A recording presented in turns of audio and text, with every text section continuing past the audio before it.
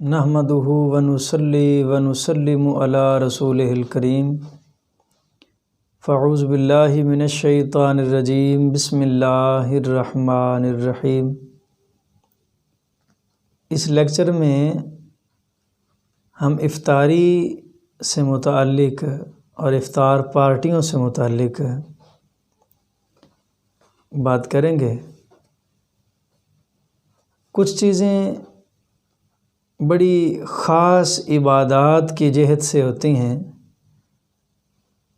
لیکن انہیں لوگ بدل بدل کے ایسے رنگوں میں لے جاتے ہیں جن میں ان کے ذاتی مفادات اور مالی منفعت اور سیاسی تعلقات کو عروج دینا مقصد ہوتا ہے۔ قرآن پاک کی آیت مبارکہ ہے وَلَا تَشْتَرُوا بِآيَاتِي ثَمَنًا قَلِيلًا، کہ میری آیتوں کو تھوڑی قیمت میں نہ بدلو۔ یا یحرفون الکلم من بعد مواضعہ، یہود و نصارہ سے متعلق کہا گیا، بالخصوص یہود سے متعلق، کہ وہ کلام کو بدل دیتے ہیں، کہ اللہ تعالیٰ نے وہ احکام، وہ کلام اور وہ دینی شعائر جس نہج پہ عطا فرمائے ہوتے ہیں، لوگ ان کو بدل دیتے ہیں اپنے مفادات کی خاطر۔ میں سمجھتا ہوں کہ رمضان المبارک میں جو افطار پارٹیوں کے معاملات ہیں، یہ بھی قدرے اس کے قریب قریب جاتے ہیں۔ افطاری سے متعلق تو رسول پاک صلی اللہ علیہ وبارک وسلم کا فرمان ہے کہ جب سورج غروب ہو جائے تو روزہ افطار کر لیا جائے، اور افطاری میں جلدی کرنا سنت اور مستحب عمل بھی اسے قرار دیا گیا۔ حضرت عائشہ صدیقہ رضی اللہ تعالی عنہا فرماتی ہیں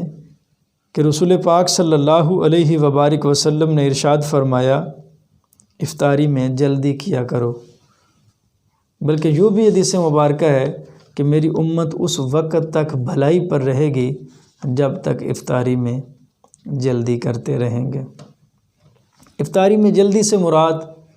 یہ ہے کہ جب سورج غروب ہو جائے تو فوراً افطاری کر لی جائے۔ جلدی سے مراد یہ نہیں ہے کہ ابھی سورج غروب ہوا ہی نہ ہو اور پہلے افطاری کر لی جائے، تو وہ شریعت اسلامیہ میں جائز نہیں ہے۔ اور افطاری کے فضائل سے متعلق ارشاد فرمایا کہ اگر کوئی مسلمان دوسرے مسلمان روزہ دار بھائی کو افطاری کرواتا ہے، اگرچہ وہ ایک گھونٹ پانی کے ساتھ ہو، ایک گھونٹ دودھ کے ساتھ ہو، ایک کھجور کے ساتھ ہو، تو اللہ رب ذوالجلال افطاری کروانے والے کو اتنا ثواب عطا فرماتا ہے جتنا کہ صبر کے ساتھ روزہ نبھانے والے کو، یعنی جتنا روزہ دار نے روزہ رکھ کر اجر لیا ہے، اتنا ہی افطاری کروانے والے کو اللہ پاک ثواب عطا فرماتا ہے، اور روزہ دار کے اجر میں بھی کوئی کمی نہیں ہوتی۔ اس میں تو ترغیب دی گئی ہے کہ حسن معاشرہ قائم رکھا جائے، ایک دوسرے کو عبادت میں سپورٹ کیا جائے، تعاون کیا جائے، اور سحری افطاریوں میں ایک دوسرے کے ساتھ تعاون کیا جائے۔ لیکن اگر ہم اپنے دور کے لحاظ سے اور آج کل کی جو روٹین ہے ہمارے معاشرہ میں، اس کا اندازہ کریں تو بہت ساری جگہوں پہ بڑے اخلاص کا پروگرام، بڑی محبت بھرا اور روزہ داروں کا احترام ہوتا ہے، اس میں تو کوئی شک نہیں ہے، لیکن صحیح کی آڑ میں غلط بھی ہوتے ہیں، ریاکاریاں بھی ہوتی ہیں۔ ظاہری بات ہے، اخلاص کے ساتھ پڑھنے والا، نمازیں پڑھنے والے نہیں ہوں گے تو ریاکار کہاں سے آئیں گے؟ اگر زکوٰۃ دینے والے نہیں ہوں گے تو ریاکاری کا معاملہ، یعنی صحیح لوگ بھی ہوتے ہیں، اور اسی رنگ میں کچھ غلط لوگ بھی سر اٹھاتے ہیں، جس کو اسلام نے کبھی ریاکاری کا نام دیا ہے، کبھی اسراف کا نام دیا ہے، اور کبھی ان لوگوں کے اندر کی جو تسکین ہے، اپنے نفس کی تسکین کے لیے کام کرتے ہیں، ان کا نام دیا ہے۔ تو ہمارے معاشرہ میں جو افطار پارٹیاں ہیں، افطاری تو ایک عبادت ہے اور اس پر اجر و ثواب ہے، جس کو دعوت دے اس کے لیے بھی کہا گیا کہ وہ قبول کرے، اور جو افطاری کر رہا ہے اسے بھی ثواب مل رہا ہے، جو کروا رہا ہے اسے بھی ثواب مل رہا ہے۔ تو یہاں بڑی لطیف اور مزے کی بات ہے کہ ہماری افطار پارٹیوں میں افطاری وہ کر رہے ہوتے ہیں جنہوں نے روزہ ہی نہیں رکھا ہوتا، یعنی افطاری کا تعلق تو روزے کے ساتھ ہے۔ اس پر کتنے بڑے اجر کا اعلان ہے۔ نبی رحمت صلی اللہ علیہ وسلم نے ارشاد فرمایا کہ روزہ دار کو 2 خوشیاں نصیب ہوتی ہیں، ایک افطار کے وقت اور دوسری اللہ سے ملاقات کے وقت۔ تو افطار کے وقت اللہ کی رضا اسے نصیب ہوتی ہے، اسے خوشی نصیب ہوتی ہے، اس کی دعائیں قبول ہوتی ہیں، اور اس وقت کثرت ان لوگوں کی ہوتی ہے افطار پارٹیوں میں جو روزہ دار نہیں ہوتے۔ تو یہ افطاری کروانے والے کے لیے بھی ایک سوالیہ نشان ہے اس کے پروگرام پر کہ وہ افطاری کروا رہا ہے یا لوگوں کو کھانے کی دعوت دے رہا ہے۔ اگر تو کھانے کی دعوت ہے تو پھر کوئی مذائقہ نہیں ہے، کھانے کی دعوت کرنا اور دوسروں کو کھلانا پلانا یہ بھی اجر و ثواب کا کام ہے، لیکن افطاری ہے تو افطاری کا تعلق تو روزے کے ساتھ ہے۔ پھر روزہ داروں کو مدعو کیا جائے، روزہ داروں کو بلایا جائے، ان کے لیے انتظام کیا جائے، لیکن ایسا شاید کم ہوتا ہے کہ روزہ دار کم ہوتے ہیں اور غیر روزہ دار زیادہ ہوتے ہیں، بلکہ پارٹی میں یہ کوئی خصوصیت کا انتظام ہوتا ہی نہیں کہ ہم نے روزہ داروں کی افطاری کروانی ہے، بلکہ افطار پارٹی رکھ کے اپنے سیاسی تعلق والوں کو، ملنے والوں کو، دوست احباب کو،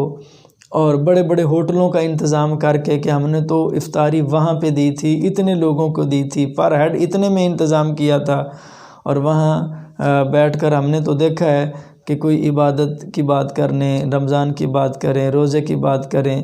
یا کوئی دعا کی بات کریں، کوئی اس طرح کا ماحول ہو نہیں، بلکہ آتے ہی سیاسی معاملات طے کیے جاتے ہیں، اور پھر رضا ناراضگیاں بھی اسی طرح ہوتی ہیں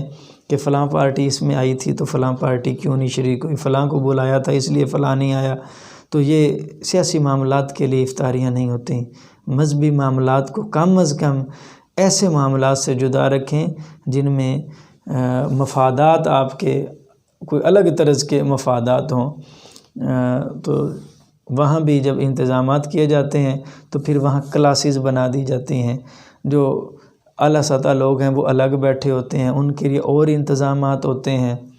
اور جو غریب عوام اور روزہ دار ہوتے ہیں ان کے لیے اور طرح کے انتظامات ہوتے ہیں۔ وہاں پہ ناکافی انتظامات کا ہونا اور پھر دوسرے اسپیشل لوگوں کے لیے الگ انتظام ہونا اور اسے افطاری کہنا، یہ میرے خیال کے مطابق اس نہج پہ جو ہم چل پڑے ہیں تو یہ درست نہیں ہے۔ افطاری ہے غرباء کی، فقراء کی، مساکین کی، یعنی آپ نے غریب لوگوں کو کھانا پیش کرنا ہے، روزہ داروں کی حوصلہ افزائی آپ نے کرنی ہے کہ آپ نے روزہ رکھا ہے، ہم نے آپ کے لیے دعوت کا انتظام کیا ہے، تو روزہ داروں کی، عبادت گزاروں کی حوصلہ افزائی کرنے کا یہ موقع ہوتا ہے۔ اور میرے خیال میں ان باتوں کے ساتھ بہت ساری چیزیں سمجھ آ گئی ہوں گی کہ یہ جو طریقہ اب ہمارا بنا ہوا ہے تو کہیں یہ ریاکاری کا تو نہیں ہے کہ بہت سارا سرمایہ خرچ کرنے کے باوجود ہم صرف دکھلاوے کے لیے کر رہے ہوں کہ ہم نے فلاں کو بھی بلایا تھا، فلاں کو بھی، یا فلاں بھی ہم نے کیا تھا۔ تو اس عبادت کو خالصاً عبادت رکھیں، اور جو ڈیزرو کرتے ہیں، جو مستحقین ہیں، یہ بجا مسئلہ ہے کہ افطاری میں صرف فقراء، یہ ضروری نہیں ہے کہ فقرائیوں کوئی امیر آ جائے تو افطاری نہیں ہے، افطاری تو روزہ داروں کی ہے، تو خیر روزہ داروں کی حوصلہ افزائی اس میں کرنی چاہیے، جتنا ہو سکے روزہ داروں کو اس میں سپورٹ کریں۔ اگر اس طرح کا انتظام کر کے، ایک اور بھی مشورہ ذہن میں آ گیا کہ اگر افطار پارٹی کر کے آپ اپنے جذبات کو تسکین دیتے ہیں تو اس سے اور زیادہ کیا اچھا ہو جائے کہ جتنا آپ نے خرچ کرنا ہے یہ کسی کے روزوں کا انتظام کر دیں، کسی غریب کے گھر میں دے دیں، کسی بیوہ کے گھر میں دے دیں، کسی یتیم کے گھر میں دے دیں،